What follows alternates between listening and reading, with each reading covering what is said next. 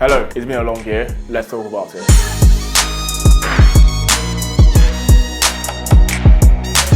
Take this video as more or less my 2023 wrap up, and in this video I'm going to cover how my finances went this year, how my fitness evolved, and how my mindset has actually changed leading up to the end of the year. Let's get started and hope you enjoy this video. The first I'm going to cover is finances, and in terms of finances, let's talk about saving and investing. At the start of each year, I always have a saving and or investment goal, and that's typically a range. Take for example, if I want to save and then invest 15 to 20k by the end of this year. Was I able to achieve that goal if that was the case for me? Yes, I was able to save and invest the amount of money I decided to do at the start of the year, and I was able to do this because number one, I made sure that all my investments are taken via direct debit after I've paid my fixed expenses. So that way, if it means that month I eat less takeout because I've had to invest my money, so be it. I just make sure I pay myself first all the time, and that's the main thing you take away from this section. Always pay yourself first. Don't try and invest money after you've gone to Selfridges and spent money on yourself and your girlfriend and I don't know, whoever else. Make sure you pay yourself first, because that way you know you're going to hit your investment goal at the end of the year. And how do you actually come up with what your investment or savings goal should be? It has to be tailored to what your income is and what your fixed expenses are. But a rule I have is I want to invest at least 60% of my income each month after I've paid my fixed expenses. And in terms of returns on my money saved, because I'm not just saving that money in my bank account, I'm actually investing that money in different asset classes. I was able to achieve a positive return on my investments. I was able to achieve upwards of 8%. I can't go into details on how I achieved this, but the main takeaway is you shouldn't just save your money in your bank account because you're not going to generate that much returns. I think banks are paying maybe 2%, 3% on money in your savings account, and inflation is around 5 to 8%. So technically, your money is actually losing value over time. So what you want to do is perform asset allocation, pick investments that actually enable you to beat inflation. Now, another point as well, which is quite funny, is investing doesn't make you rich. If your salary is 40k and you invest consistently every month, you're still not going to get rich. Technically, you could listen to those people on podcasts that say if you invest £500 each month in the S&P 500, by the time you're 65, you'll be a millionaire. No one wants to be a millionaire at 65. Everyone wants to achieve this earlier. So the truth is, to actually try and get rich in quotes, you have to increase your income. And this is why people are obsessed with multiple streams of income, which is why this year I decided to take YouTube very seriously, because I see YouTube as a source of income in the long run. And currently, I'm not monetized. Currently, I'm paying an editor to make videos, and YouTube is actually running as a loss for me. But you can decide to not take that risk and not back yourself and think, okay, I'm going to spend £300 a month on an editor. I'm not making any money from it. Is it worth it? I know my content is good. I know you guys are receiving it quite well, and it's only a matter of time before I'm monetized on this channel. And then from that, I'm going to get a second stream of income. I think one thing that I realized throughout the whole year is taking risk. I've seen a lot of people actually start posting more on social media. My friend Owen, who works in banking as well, started posting more on Instagram and YouTube about his property journey, and maybe my friend Henry as well. And social media right now, there's a clear path to monetization. It's just about backing yourself and taking the risk. Now let's talk about fitness. This year, I got into the best shape of my life. Like, I looked freaking insane, if I did say so myself. I was actually quite surprised how good I looked from June all the way to like right now, to be honest. And it didn't start off as a conscious thing. I finished my bulk more or less in January, and my plan was just to cut down for the summer. But then my girlfriend said to me, hey, you spend every lunch break watching these fitness guys on YouTube competing and all of that stuff. Why not try yourself? And at that point, I've always thought about competing, but I just never decided to do it. Not because I didn't want to, and not because I didn't think I could do it. It's just something I just never got that push to actually do it. And when she put that idea in my head, I quickly hit up my friend Tim, who's an online coach, and I decided to compete. As you can see, from January, I was weighing around 120 kilos. The week before my competition, I was more or less like 86 kilos. I more or less lost around 34 kilos, which is crazy to think about. And also the days leading up to my competition, the doctor at the DEXA scan actually told me there are three main metrics always looking out for: your bone density, the amount of visceral fat you hold, and also your fat per height. And I encourage everyone to actually get a DEXA scan done. And also for me, in terms of fitness, I always get 2 eye tests done during the year. I get one in June, I get one in November. I also get 2 blood tests done, and it's just because I'm be on top of all my health markers. I have a reminder in my calendar, and I get my blood tests done via work, and it's just because you want to ensure that all your health markers are looking doing very well, because the earlier you can detect a problem, the better. I'm going to cover this in a lot more details on my fitness channel, so go subscribe right here. If you're enjoying the video so far, please drop a like and leave a comment. It goes a long way.